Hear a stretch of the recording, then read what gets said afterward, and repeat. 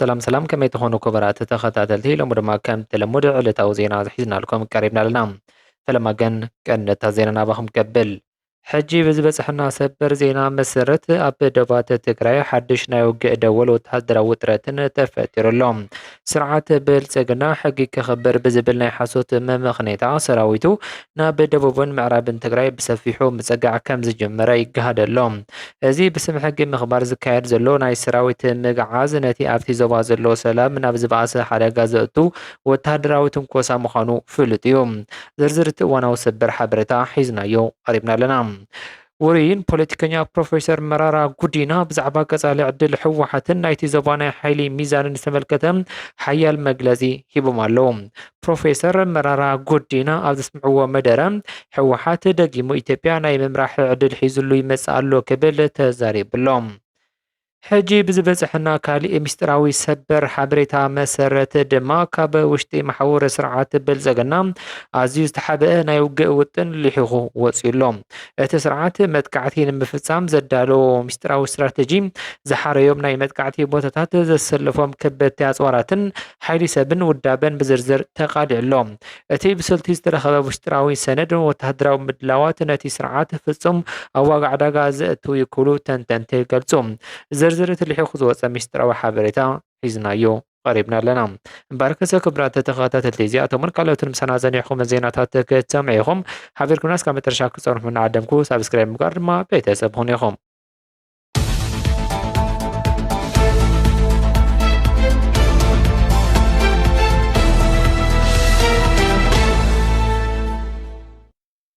ካብ ታሪኻዊት ከተማ ሸራሮ ሓያል ህዝባዊ ወፍርን ናይ መኸተ ፃውዒትን ተበጊሰሎ። እቲ መድረኽ ብላዕለዎት ፖለቲካውን ወተሃደራውን ኣመራርሓ እናተመርሐ ይርከብ። ኣብቲ መድረኽ ኣባል ማእኸላይ ኮሚቴን ሓላፊ ዘፈር ፕሮፓጋንዳ ውድብ ሕወሓት ኢሳያስ ተስፋይን ጀግና ተጋዳላይ ጀነራል ኣብርሃ ተስፋይ ድንኩልን ከምኡውን ከንቲባ ከተማ ሸራሮ ገብረ ህይወት ገብረ ዮሃንስ ኣብቲ መድረኽ ብምርካብ ነቲ ህዝባዊ ምልዓል እናመርሑ ይርከቡ። እዞም ኣመራርሓታት ኣብ ዘሕለፍዎ መልእኽቲ ህዝቢ ትግራይ ንብሄራዊ ብርሰት ፍጹም ኢዱ ከም ዘይህብን ገዛእታዊ ሓድነቱ ብሓያል መኸተ ከም ዘኽብርን ኣስሚሮም ኣለዎም።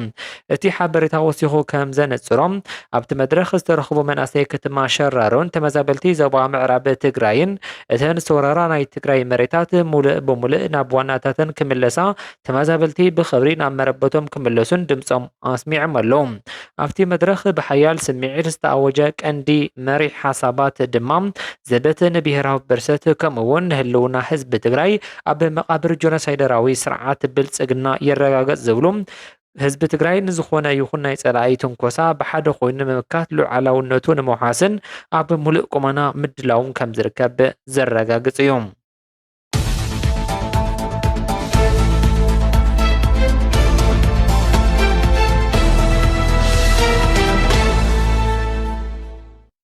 ካብቲ ቦታ ዝወፁ ወተሃደራዊ ሓበሬታታት ከም ዝሕብርዎ ስርዓት ብልፅግና ሕጊ ንምኽባር ዝብል ዝኣረገ ናይ ፕሮፓጋንዳ ምክንያት ብምጥቃም ሓይልታቱ ከበድቲ ኣፅዋራቱ ናብ ደቡብን ምዕራብን ትግራይ ከፀግዕ ገይሩሎም።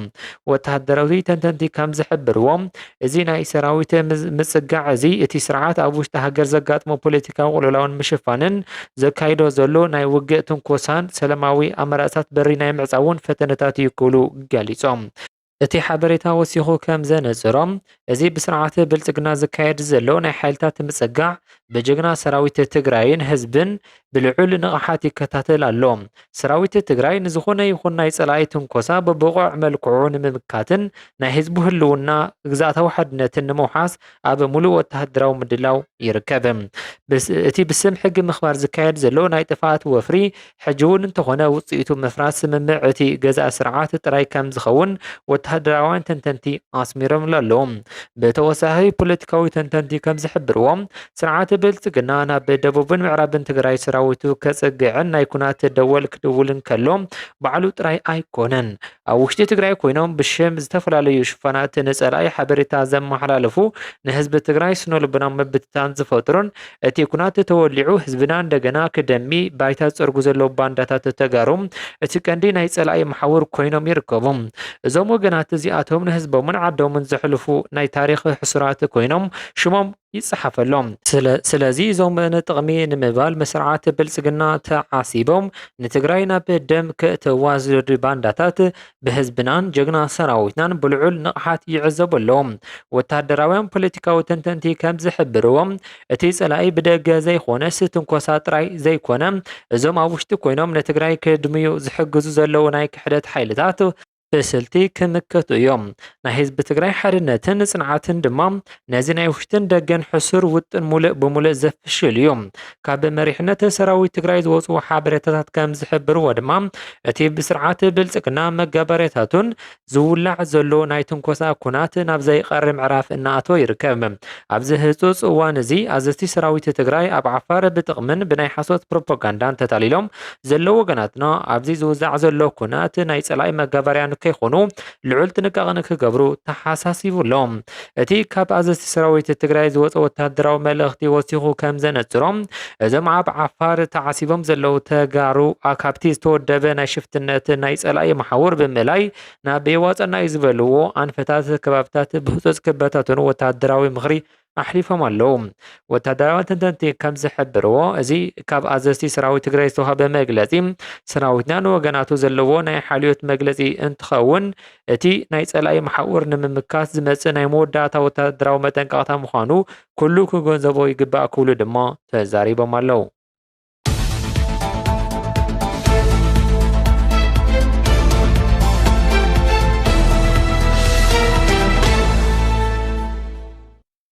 ብኻሊእ ወገን ድማ ሎሚ ዝወፀ ናይ ስለላ ሓበሬታ ኣብ ኩርሙክ ንሰራዊት ሱዳን ንምዕቃስ ዝተዳለወ ምስጢራዊ ሰነድ ወፂሎም።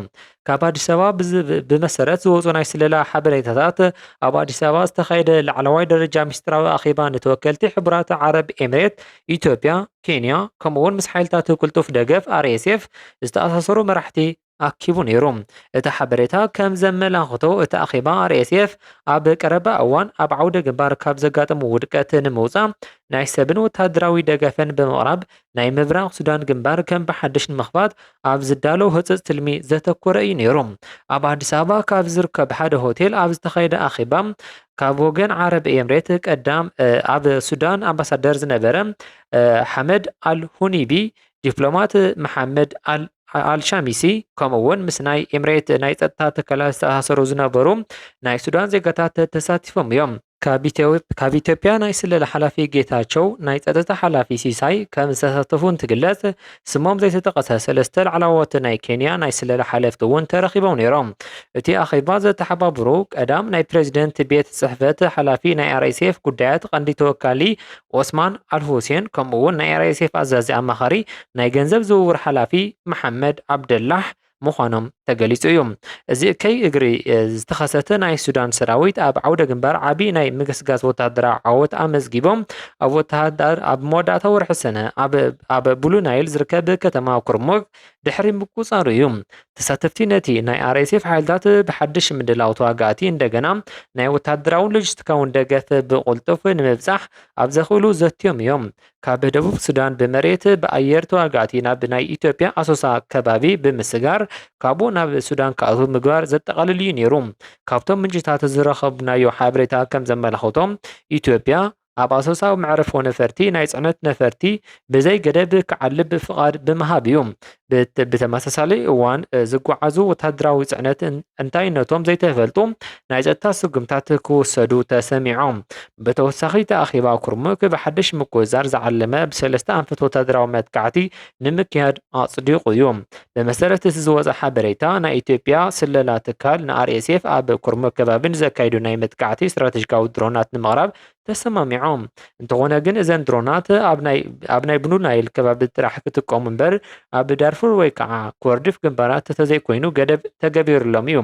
ታሆ ኦስማን አልሁሴን ናይ ሎጂስቲክ ናይ ሓላፊ ቅንጅት ሓላፊ ብዕቱብ ሒዝዎ እዩ። እዚ እውን ብኣፍሪቃ መደባት መዕርፎ ነፈርቲ ኣቢሎም ዝለኣኹ ናይ ኩናት መሳርሒ ብደቡብ ሱዳንን ቻድን ኢትዮጵያን ኣቢሎም ናብ ሱዳን ክኣትዉ ምግባር እዩ። እዚ ዝወፀ ሓበሬታ ኣብ ናይ ሱዳን ኩናት ናይቲ ዞባ ወጥርታት ዘዕብዮ እንትኸውን ንቀጻሊ ድማ እንታይ ሒዙልና ክመጽእ እዩ ሓቢርና ክንርኢና። እምበር ከሰ ክብራት ተኸታተልቲ ዕለታዊ ዜና ነዚ ይመስል ነይሩ። እስካብ ሕጂ ተኸታተልኩም እንዳመስገንኹም የቐኒየለይ።